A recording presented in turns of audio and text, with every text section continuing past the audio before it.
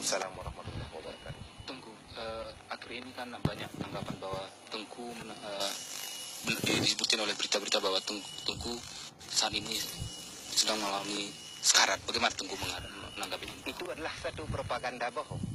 Saya sebagai bangsa Aceh atau sebagai Panglima Angkatan Aceh Merdeka pada tanggal 16 Januari saya waktu itu berada di dalam satu sidang atau satu forum dengan panglima-panglima wilayah di Barat Selatan. Pada waktu itu saya sedang duduk rapat bermusyawarah tentang strategi dan tentang mengatur ekonomi dan politik negeri Aceh.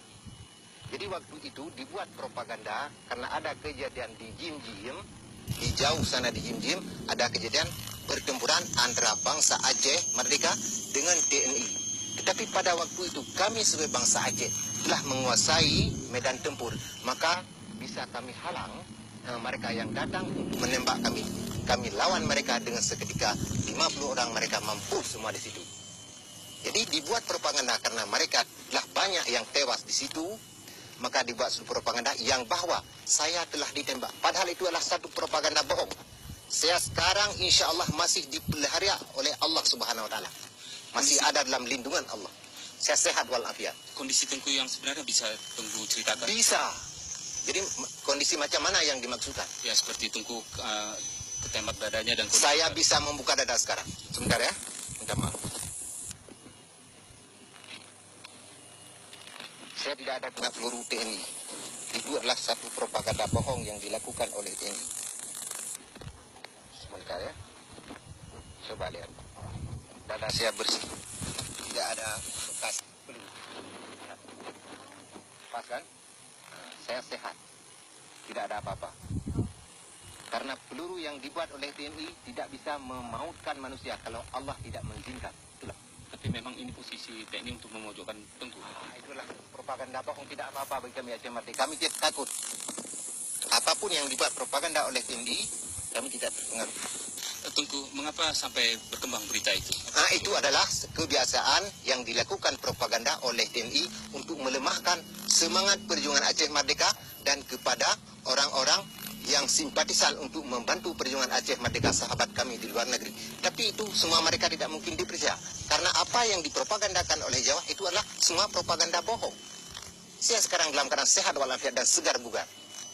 Dan tidak ada lemah, bagaimanapun caranya kami tidak ada sifat kelemahan untuk melawan imperialis kolonialis Jawa. Itulah. Tengku, ada tuduhan Tengku dipojokkan dalam posisi sebagai RPK pada tahun 76. Bagaimana Tengku menanggapinya? Apa? Saya sebagai anggota RPK? Iya. Itu tidak benar. Saya tidak ada urusan apapun dengan namanya Indonesia. Lahir dari ibu bapak saya menerima pendidikan Aceh. Dan saya tidak ada urusan apapun dengan namanya Indonesia. Semasa kecil saya paling bermusuhan dengan namanya TNI. Sehingga waktu itu, waktu kecil saya dibuat latihan oleh ayah saya sebagai ilmu pedang, ilmu silat. Untuk apa? Diwasiat kepada saya, jangan menerima jajahan imperialis kolonialis Jawa. Sehingga waktu saya 23 tahun, saya memasuki Aceh Merdeka. Langsung menerima wasiat dari nenek moyang saya, dari ayah saya, dan saya ikut di bawah pimpinan Al-Mukarram Maulana Al-Mudabbir Dr. Tengku Syah Hasan Muhammad Idil. Itulah. Tengku, apakah benar dalam saat ini dalam kondisi terjepit? Tidak. Aceh Merdeka tidak pernah terjepit, tetapi yang terjepit adalah rakyat Aceh. Itu yang kami sesali dan kami sayangi. Karena kenapa? Setiap hari bangsa kami ditindak, disiksa, diperkosa, dibantai, dicuri, dikuras harta kami setiap hari. Coba lihat di jalan-jalan raya. Apakah di jalan Takingon ini dan di jalan-jalan Pidi, Aceh Barat, Aceh Selatan, Aceh Timur, sampai ke Medan sana. Setiap hari bangsa kami dibantai. Dan kami paling sedih lagi karena dibunuh Tengku Nasruddin Daud. Itu adalah guru kami bangsa Aceh. Orang yang kami kasihi, orang yang kami sayangi.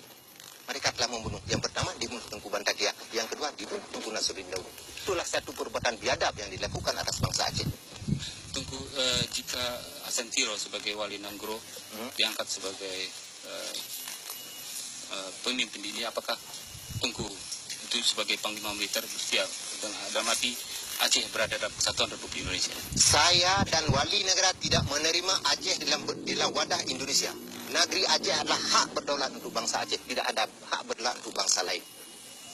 tentang mengatur negeri Aceh tidak ada hak bagi orang Indonesia Jawa, hanya hak bagi bangsa kami Aceh. Kami ada 7 hak: hak darah, hak tanah, hak daulat, dan hak menolak penjajahan. Ya Allah, negeri Nanggro Aceh Darussalamnya beri jang aman ya Allah.